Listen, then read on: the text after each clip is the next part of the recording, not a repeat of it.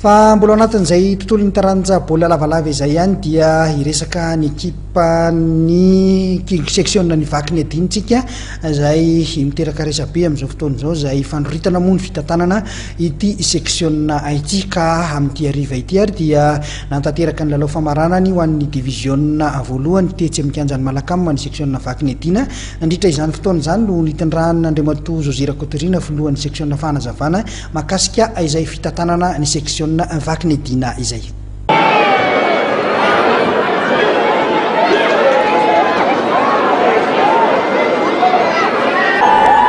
Androany tety malakama ny rahamarany ny bedina ny fitaka ny section vakiny adina ny fitaka zone voalohany misy tokondaka ny amazone manao akanjo fotsy rehefa nandresy ny rafida ny ramonalina manao akanjo mavo ka minisa efatra enina.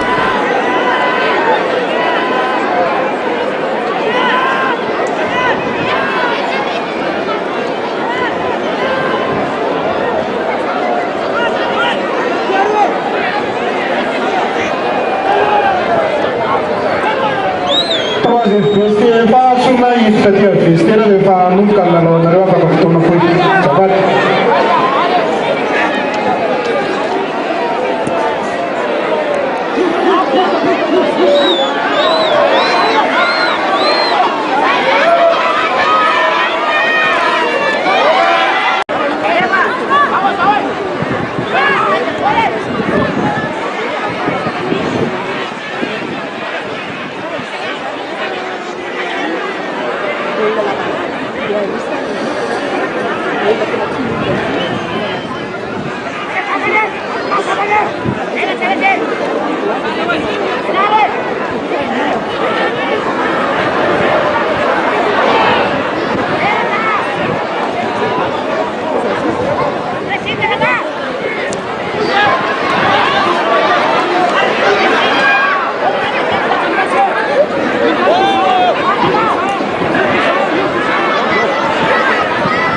Mitondra fanavana mikasika ny fandroritana eo amin'ny fitantanana section vakiny adina Andriamatoa Rakotorina José.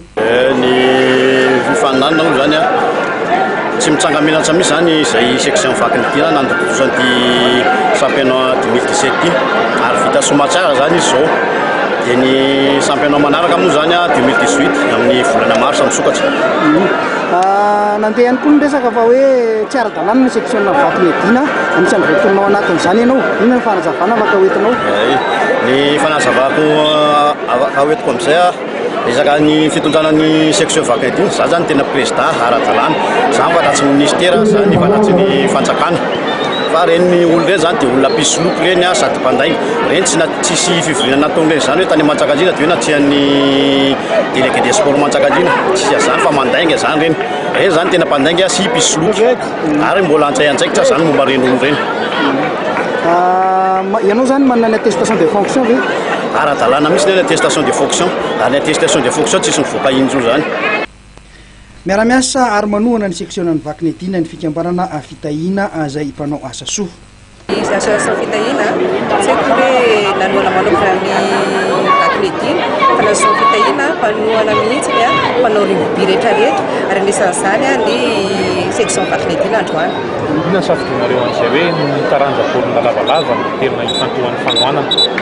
Satria ao anatin'ny fandaran'ny association fitahina zany ny manohana ny mpanao rugby dia ao koa zany ny mpanao rugby dia anisan'ny indrindra mila mpanohana dia izay no association fitahina manohana ny mpanao rugby.